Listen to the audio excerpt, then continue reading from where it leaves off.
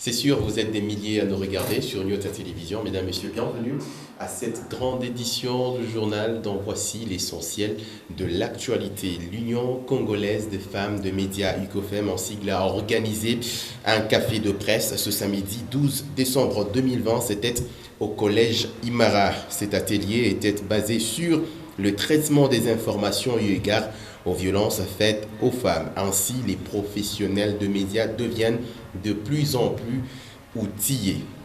Dans l'actualité également, l'honorable Moïse Katumbi Chapwe, président national de Ensemble pour la République, est allé ce même samedi 12 décembre 2020 rendre un vibrant hommage à la figure incontournable de la politique nationale et du Katanga en particulier, le feu Charles Mwando Simba, un patriarche qui a eu un hommage mérité au cimetière Sapin 2 des Lubumbashi. Nous allons ouvrir cette édition d'abord par la situation épidémiologique de la République démocratique du Congo, d'après le rapport du secrétariat technique des ripostes contre la Covid-19. Elle est pilotée bien entendu par le docteur Jean-Jacques Kamouyembe. 172 nouveaux cas de la pandémie ont été confirmés au pays, dont 170 dans la ville-province de Kinshasa, 2 dans la province du Sud Kivu. Ainsi, les cumuls de cas est celui des 14 342, dont 14 341 confirmés et un cas probable. Dans ce même rapport, le secrétariat technique indique tout de même que 257 nouveaux cas de malades ont été guéris de la pandémie en RDC. Sur ces nouveaux guérisons, 226 sont de la ville province de Kinshasa, 8 du Nord Kivu, 6 du Congo central, 5 du Sud Kivu, 4 du Haut-Katanga, 3 du Lualaba et 2 de la Chopo, y compris 2 autres du Kasaï central et un cas du Maniema. Mesdames, Messieurs, après un temps d'accalmie, l'insécurité refait encore surface sur la ville de Lubumbashi. 2 maisons ont été visitées par des hommes armés bien non autrement identifiés. C'était au quartier Golfe Chamalale, situé dans la commune annexe. Heureusement, pas des pertes en vie humaine, argent et autres biens des valeurs ont été emportés. Des précisions avec Edouard Kankou. Si le chef de l'exécutif provincial a opéré le changement au ministère de l'Intérieur pour lutter efficacement contre l'insécurité, les malfrats, eux, n'ont pas changé de mode opératoire. Détruire le mur de la clôture, casser les vitres des portes et fenêtres est resté leur principale stratégie. Ces incidents malheureux se sont déroulés entre 1h et 2h du matin du samedi 12 décembre 2020 sur le chemin public près de la route des contournements poids lourds au quartier Chamalale. Nous sommes dans la commune annexe. Ici, une dizaine d'hommes armés se sont introduits dans la maison et ont emporté argent et autres biens de valeur. La victime a essayé de déclencher l'alarme, mais sans succès.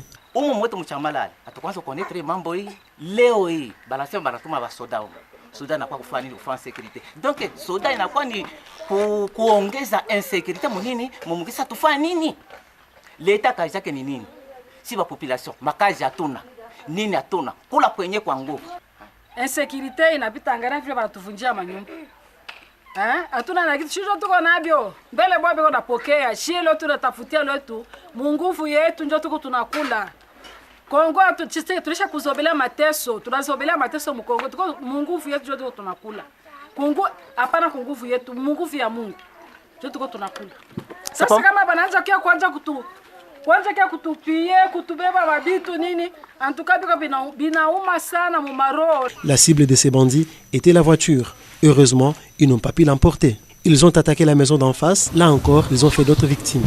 À encore les propriétaires des maisons visitées, c'est 2 heures plus tard que l'intervention de la police s'est pointée sur les lieux. Merci Edouard Kankou. Ils sont âgés de 4 ans, voire plus. Les enfants orphelins encadrés par Herman Home, un orphelinat géré par un couple, Donna et Marie Kazadi. La particularité ici est que ces enfants sont scolarisés, les tout petits, en maternelle. Mais à ces jours, ce centre Herman Home éprouve d'énormes difficultés. C'est ce que nous dit Michel Kongolo, Diane Kassongo qui signe, Michel Olela et Diane Kassongo qui signent cet élément de reportage. Regardez. À Hebron Home, tous les enfants orphelins sont scolarisés. 30 au total. Il est 13h passé de 10 minutes. Le premier bus scolaire s'arrête devant l'orphelinat. Une dizaine d'enfants regagnent le centre. Quelques minutes après, c'est le deuxième groupe qui arrive. Celui-ci est déposé à la grande route. Et au bout de 2 minutes, ils atteignent déjà le centre où les attend tous les jours ce couple, Donna et Marie Kazadi, qui s'est finalement décidé de s'installer en République démocratique du Congo pour s'occuper des orphelins. Nous sommes des pensionnés en Europe, alors nous voulons faire quelque chose pour le pays. C'est pourquoi nous sommes venus pour encadrer les enfants orphelins que nous avions déjà commencé à encadrer pendant qu'on venait en congé. Chaque fois qu'on venait en congé, on encadrait les enfants dans les villages et les périphéries de la ville de Lubumbashi. Et c'est leur propre maison qu'ils ont transformée en centre. Avec les moyens du bord, Monsieur et Madame Kazadi encadrent ces enfants.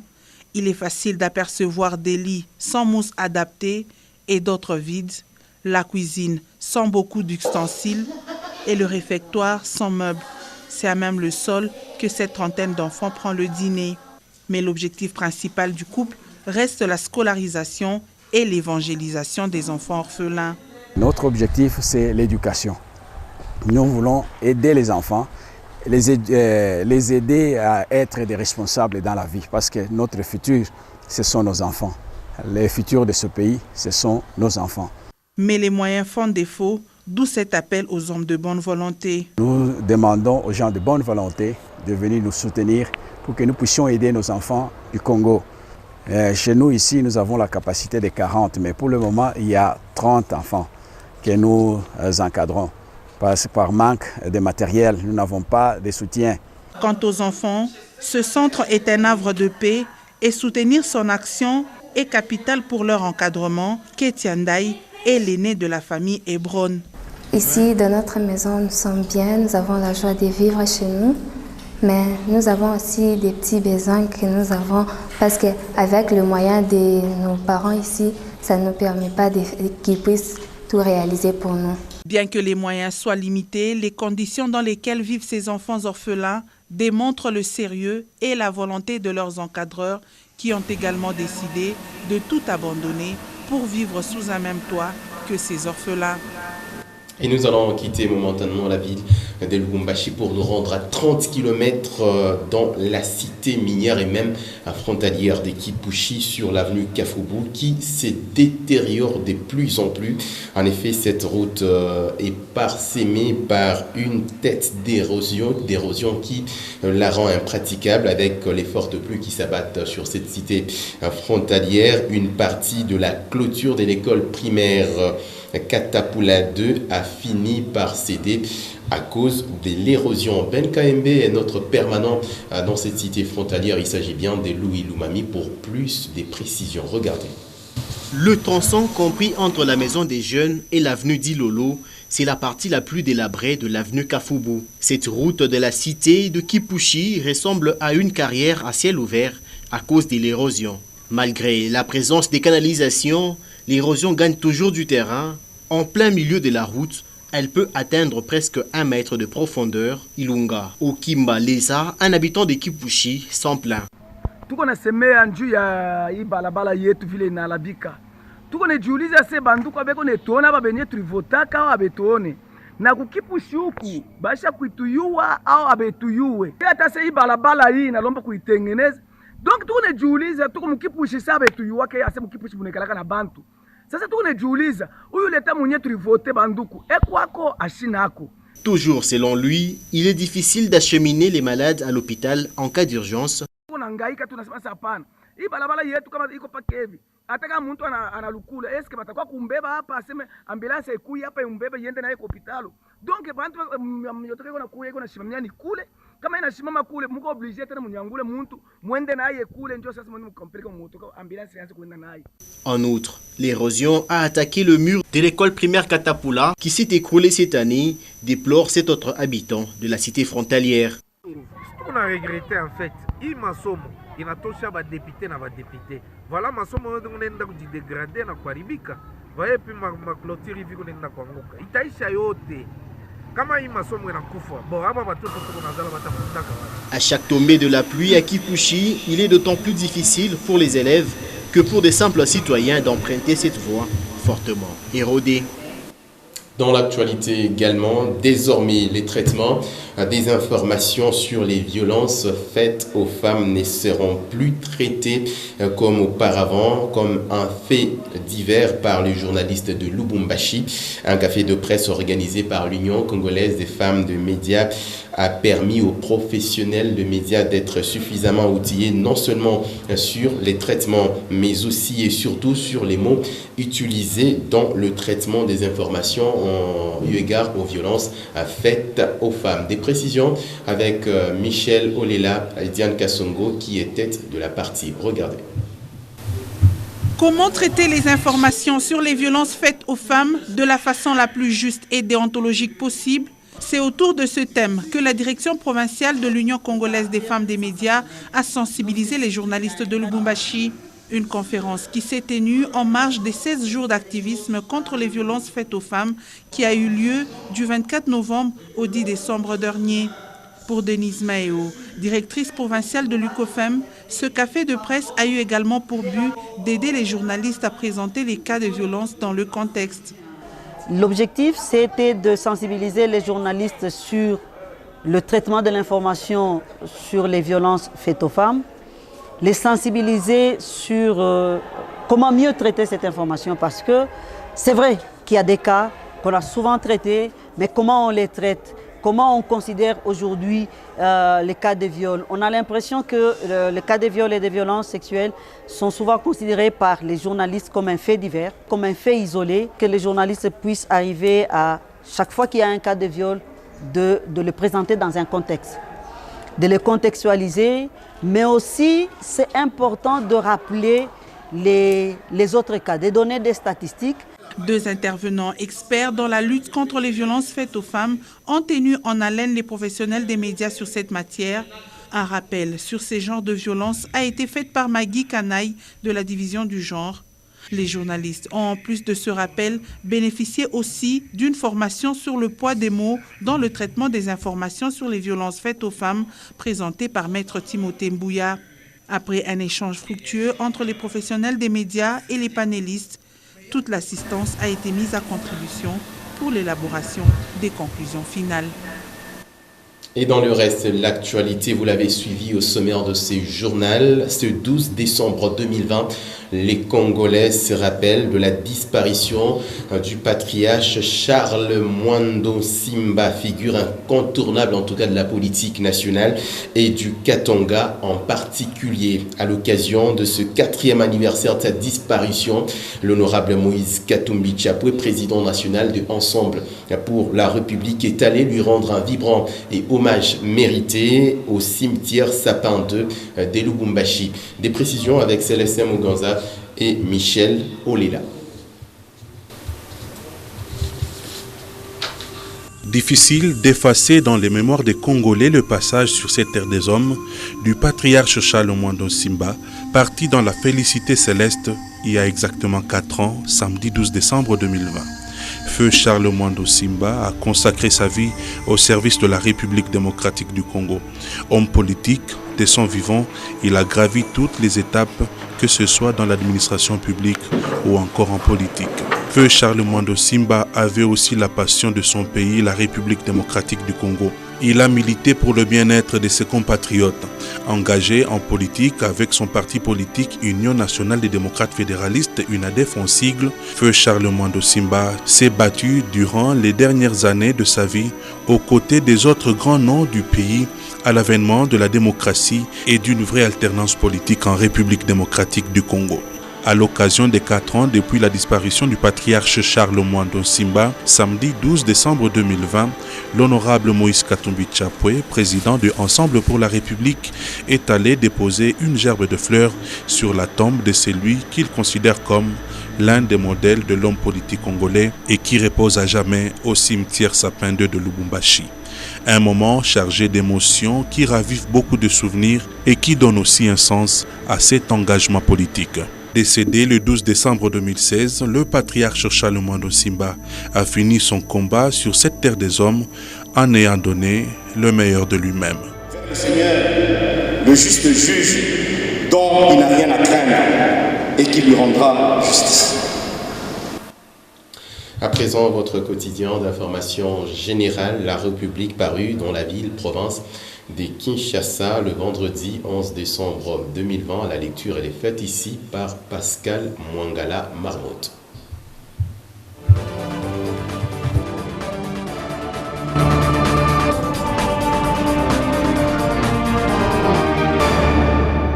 Bienvenue, mesdames et messieurs, à votre lu pour vous sur votre chaîne.